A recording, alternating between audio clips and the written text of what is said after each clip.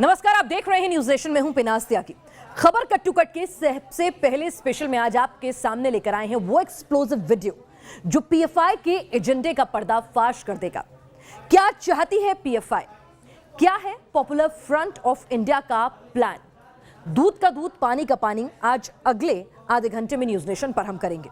बिहार की राजधानी पटना से महज 72 किलोमीटर दूर रात के अंधेरे में पीएफआई की रैली होती है और इस रैली में पीएफआई नेता अजहर इमान न सिर्फ लोगों को भड़काता है बल्कि साफ साफ दम भरता है कि सरकार से टक्कर लेने के लिए अब पीएफआई बड़ी प्लानिंग कर रही है। क्या है आतंक के आरोपों से लेकर नफरत भरी जुबान का यह प्लान?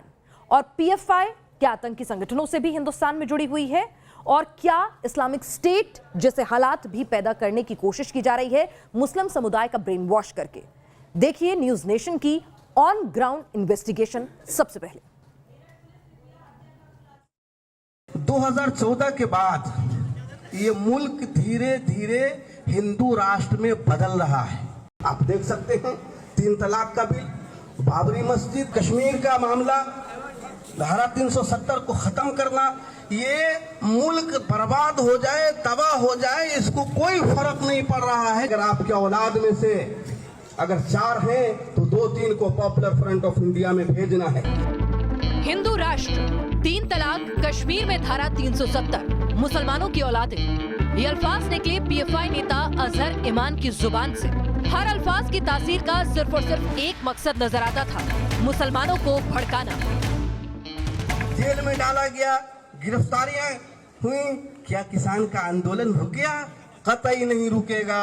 इनको जो है अपने काम से बाज आ जाना पड़ेगा, वरना मुल्क के लोग इनको सबक सिखा करके दम देंगे। न्यूज नेशन की ग्राउंड इन्वेस्टिगेशन में आपको बिहार में पीएफआई की करतूतों से जुड़े एक एक पहलू की पड़ताल दिखाएंगे। कैसे पर्दे के पीछे ऑपरेट करती है पीएफआई, कौन है जिन्होंने बिहार में पीएफआई को हवा दी। लेकिन सबसे पहले देखिए, सुनिए और समझिए पीएफआई के गुर्गे के जहरीले बोल।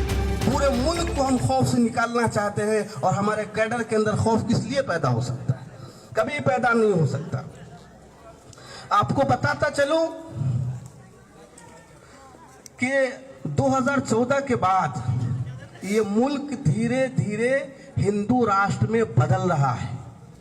कानून और जमहूरियत ये सिर्फ कागज पे बाकी रह गया है। आप देख सकते हैं 3 तलाक का बिल, बाबरी मस्जिद और मदरसों को बंद करना, इस तरीके से उसके बाद कश्मीर का मामला, धारा 370 को खत्म करना। ये मुल्क बर्बाद हो जाए, तबाह हो जाए, इसको कोई फर्क नहीं पड़ रहा है। जमहूरियत का झूठा दावा कर रहे हैं।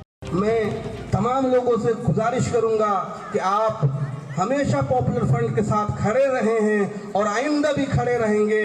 अब मैं ये भी कहूंगा कि अगर आपके औलाद में से अगर 4 हैं तो 2-3 को पॉपुलर फ्रंट ऑफ इंडिया में भेजना है। इसलिए कि पॉपुलर फ्रंट के साथ खड़ा होना, पॉपुलर फ्रंट के कामों में हिस्सा लेना, ये दीन का हिस्सा है। जरा सोचिए, देश के मुसलमानों को भड़काने की ये फैक्ट्री बिहार की राजधानी पटना से महज 72 किलोमीटर दूर चल रही थी। माइक से बेखौफ होकर भड़काऊ ब्रिगेड अपनी करतूतों को अंजाम दे रही थी। यहीं से शुरू हुआ न्यूज नेशन की ऑन ग्राउंड पड़ताल का पहला हिस्सा। बिहार में कैसे ऑपरेट करती है पीएफआई? बिहार में पीएफआई लंबे वक्त से नहीं है, बल्कि वो कुछ ही वक्त पहले वजूद में आई है। इसी वजह से हमने उन इलाकों की जांच की जहां पीएफआई के जलसे होने की खबरें आई थी।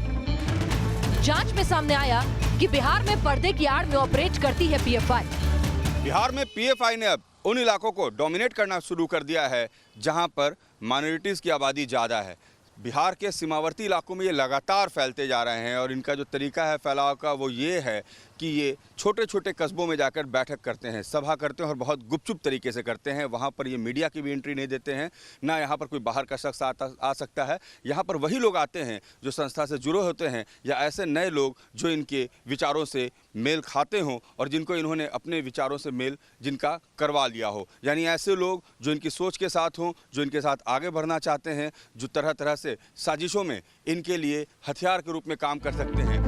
News nation reporter Rajneesh Sinha ने जो जानकारी जुटाई उससे साफ हो गया कि बिहार के मुस्लिम बहुल इलाकों में पीएफआई की मौजूदगी है, लेकिन वो मौजूदगी छिपाकर रखी जाती है। और पड़ताल के इसी हिस्से से उठे सवाल। पीएफआई खुद को समाज सेवी संगठन कहता है, तो फिर छिप कर ऑपरेशंस क्यों करता है? क्या पीएफआई को किसी का डर है जो वो रात के अंधेरे में ही जल से करती है? और कौन है वो लोग जो इस हिडन एजेंडे को प्लान करते हैं? बिहार में कैसे खड़ी हुई पीएफआई? आखिर बिहार में पीएफआई की एंट्री कैसे हुई? कैसे केरल में खड़ा हुआ एक संगठन बिहार की सरजमी तक पहुंचा? और कैसे इसका कट्टरपंथ बिहार के मुस्लिम बहुल इलाकों तक पहुंचा? इसकी पड़ताल की गई तो एक और चौंकाने वाला सच सामने आया। सच ये कि बिहार पीएफआई के पीछे सिमी और आईएम का हाथ। सिमी और इंडियन मुजाहिदीन, ये दोनों आतंकी संगठन कुछ साल पहले तक बिहार नेपाल बॉर्डर के जरिए ऑपरेट करते थे। सिमी बैन हुआ तो यासिन भटकल के दी एंड के साथ इंडियन मुजाहिदीन की कब्र खुद गई। लेकिन इन संगठनों से जुड़े कुछ कट्टरपंथी कानून की पकड़ से अब भी बाहर थे। बी टीम नहीं है, अब ये ए टीम के रूप में उभर रहे हैं। जब सिमी और भटकल जैसे लोग उसके ये सभी को मतलब एक तरह से नकेल कस दिया गया भारत की सिक्योरिटी एजेंसियों के द्वारा, तो अब ये एक नए पीएफआई और एसडीएफआई के थ्रू इन्होंने अपने आधार को बिहार में और यूपी में जबरदस्त बना रहे हैं। मैं आपको एक चीज़ और बताना चाहता हूँ कि अभी जो एक स्टिकर बम आपको ड्रोन से फेंके जा रहे हैं सीमा के पार, उसमें ये जानकारी मिला है कि जो यूपी और बिहार उसके तरफ इनका नजर है। जानकारों ने पीएफआई को भारत नेपाल सीमा पर मदरसों के जिस जाल से जोड़ा, उसकी तफ्तीश पहले भी न्यूज नेशन कर चुका है। इस तफ्तीश से साफ हो गया था कि भारत नेपाल बॉर्डर पर पिछले कुछ ही सालों में मदरसों का तेजी से निर्माण हुआ और ये मदरसे एंटी नेशनल गतिविधियों का अड्डा बन गए। मुमकिन है इस रूट का पीएफआई से भी कोई कनेक्शन हो। इंडियन मुजाहिदीन और सिमी ने बिहार में खास करके भारत नेपाल सीमा और किशनगंज अररिया जैसे सीमांचल के इलाकों को अपने ऑपरेशन के लिए चुना था।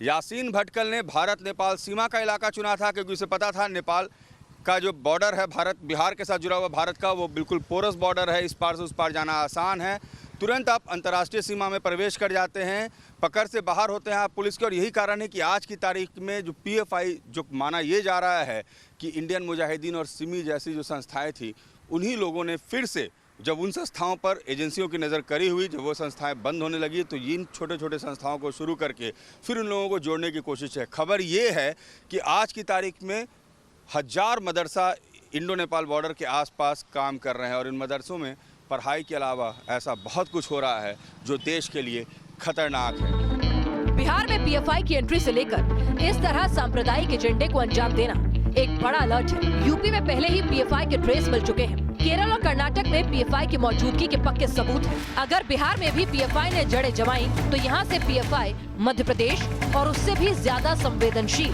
पश्चिम बंगाल में अपना नापाक एजेंडे को फैला सकती है। Team news nation.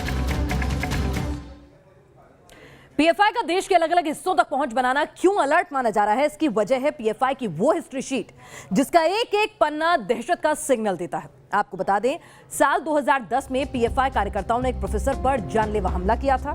साल 2012 में पीएफआई के कार्यकर्ताओं पर 27 पॉलिटिकल मर्डर के इल्जाम लगे थे। साल 2012 में ही पीएफआई पर पूर्वोत्तर के छात्रों को बरगलाने के आरोप लगे थे। साल 2013 में आते हैं तो केरल पुलिस ने कन्नूर में पीएफआई की हथियारों की अवैध फैक्ट्री का खुलासा किया था। साल 2020 के बेंगलुरु दंगे को एनआईए ने पीएफआई की पॉलिटिकल विंग एसडीपीआई की साजिश करार दिया था। साल 2020 में ही हाथरस कांड में पीएफआई पर साजिश का इल्जाम लगा था। पीएफआई कार्यकर्ता रऊफ शरीफ पर हवाला के जरिए करोड़ों के हेरफेर का भी इल्जाम लग चुका है।